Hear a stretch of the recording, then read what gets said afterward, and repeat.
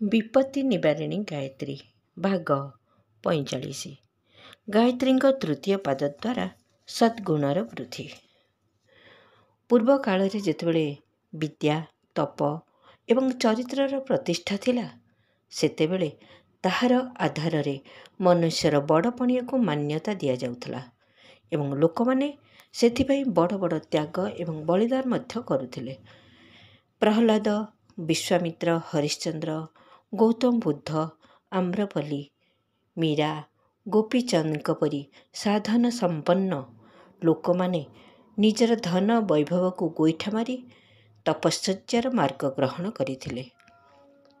विद्या अपेक्षा शक्तिर बड़पणिया निहित थिला। सेतेबेले निजर वीरत्वर परिचय देवा पई राजपूत एवं राजपूतना माने जेउ कार्य करि देखाइचंती ताहाकु सुनिले वास्तविक छातीर कलिजा कंपी उठे। जीवन त्याग करने से खेल परि लगुला पारे।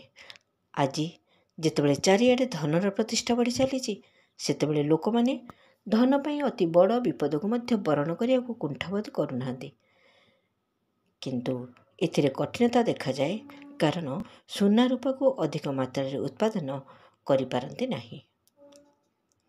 एथिपाई सुलभ मार्ग को अनुसरण करने को ही पड़े, जहाँपाई राजदंड, ईश्वरीय दंड, प्रत्याक्रमण, निंदा एवं विपद को खुशी सहित ग्रहण करिया पड़े एवं यह सत्य मध्य से माने धनवान हेबार स्वप्न छाड़ती नहीं।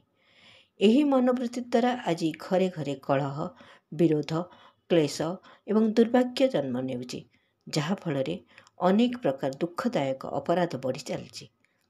यही प्रकार गतिविधि सर्वत्र असंतोषर बन्ही जली चली एवं व्यापक भाव में लोकंकर मन निराश, शुष्क, निरस, व्यग्र एवं दुखित होई उठुछि।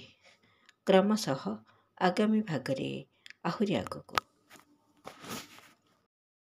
विचार क्रांति दूत यूट्यूब ओडिया चैनल को सब्सक्राइब करिया सह परवर्ती वीडियो प्राप्त करिया पई बेल आइकन दबांतु एवं विचार क्रांति दूत ओडिया फेसबुक पेज सह जोड़ी हुंतु।